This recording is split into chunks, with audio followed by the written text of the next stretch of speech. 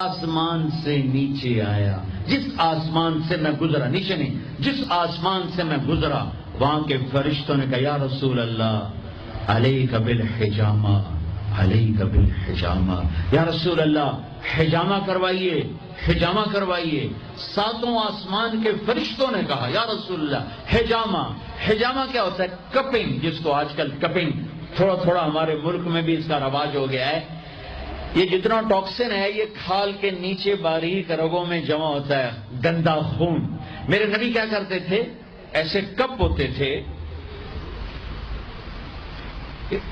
وہ تو چمڑے کے ہوتے تھے، تو اس میں ویکیوم پیدا کر کے اور اس کو یوں لگاتے تھے، پھر وہ وہاں جم جاتا تھا اور کھال ابھر آتی تھی، پھر اس کو ہٹا کے وہاں کٹ لگاتے تھے کسی چیز سے، آج بلیڈ ہے، کٹ لگا کر ہلکے ہلکے، پھر اس کو ویکیوم بنا کے پھر یہاں کاٹ دیتے تھے، تو اس سے جتنا گندا زہریلا خون ہے وہ نکل کے اس کپ میں آ جاتا ہے، پھر اس کو پھینک دیا جاتا ہے۔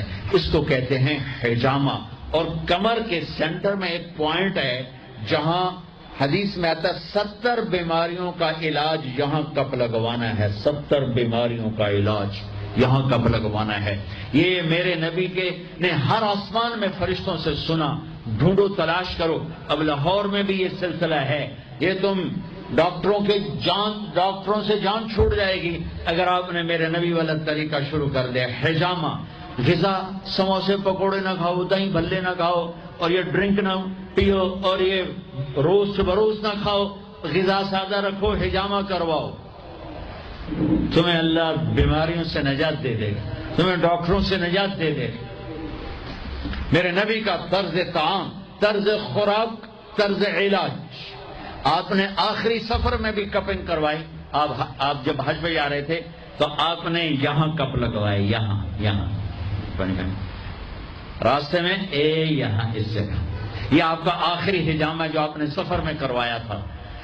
تو آپ کی مستقل عادت تھی کہ آپ حجامہ کرواتے تھے، کپنگ، وہ خون نکالتے ہیں، سارا باڈی کا خون گندا باہر نکل جاتا ہے اور پورا جسم فریش ہو جاتا ہے، بغیر دواؤں کے اللہ شفا یاب کر دیتا ہے۔ غذا سادہ کھاؤ، رات کو جلدی سوو، صبح جلدی اٹھو۔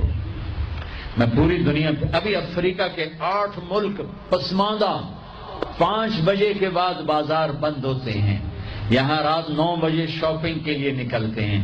میرے رب نے رات سونے کے لیے بنائی، دن کام کے لیے بنایا۔ اتنی نحوست ہے کہ 12 بجے تک بازار نہیں کھلتے، 11 بجے تک بازار نہیں کھلتے،